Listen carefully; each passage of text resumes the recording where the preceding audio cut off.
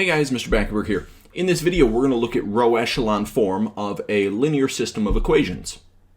Now, we're used to dealing with systems of equations that have two variables in them, and there's multiple different ways of solving a two-variable system, including substitution, or graphing, or elimination. Here, we're looking at a three-variable system of equations, and things get a little trickier when you're dealing in three variables. So one thing that we can use is something called row echelon form of a system of equations to try to help us out. Now, what row echelon form means is that as you're dealing with your system of equations, your system is going to have this stair-step pattern to it where we're gradually getting rid of variables from our equations. So notice my top equation has all three variables in it, my middle equation has just two variables in it, and my last equation has only one variable in it. And the other thing with row echelon form is the leading coefficient, the number in front of that leading variable, is always a 1.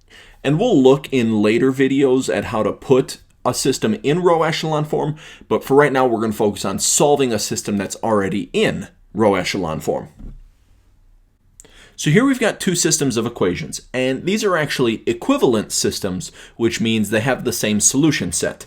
Now, this equation on the left-hand side is actually the system that I used to end up with this system on the right-hand side. I performed some operations and I did some work with it to turn it into this row echelon form. And like I said, we'll look in later videos as to how to actually do that. But for right now, we're going to focus on solving this system now that we've switched it into row echelon form. Now, one of the nice things about this row echelon form, as we're gradually getting rid of variables in our equations, once we get down to this last equation, here we've got just z equals 2. So that's actually part of the solution set. And if I look at the equation directly above that, that equation has only y and z in it for variables. So if I know what my z value is, then I could take that and plug that into that next equation up and use that to help me solve for my y value. And then once I have my y value, I'll be able to go all the way up to the top, plug in my y and my z, and then solve to get my x value. That's a process called back substitution.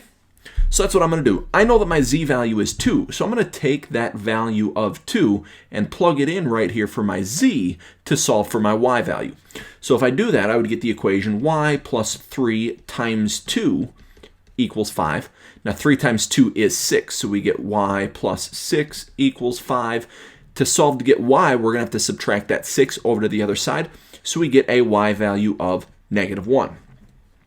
Now we've got our y and we've got our z, so we should be able to go up to our top equation and plug in both of those values to then solve for our x. So that equation would say x minus 2. Now here's our y value, so we're going to plug in -1, plus 3 times that z value of 2 equals 9.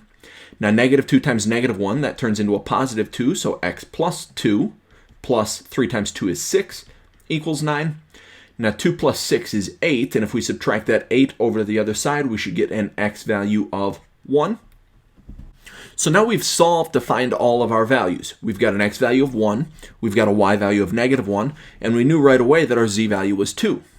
Now I'm going to take this and I'm going to write it as an ordered triple. So kind of like an ordered pair, we're going to put things in a specific order, and we're going to go x, y, z with our numbers.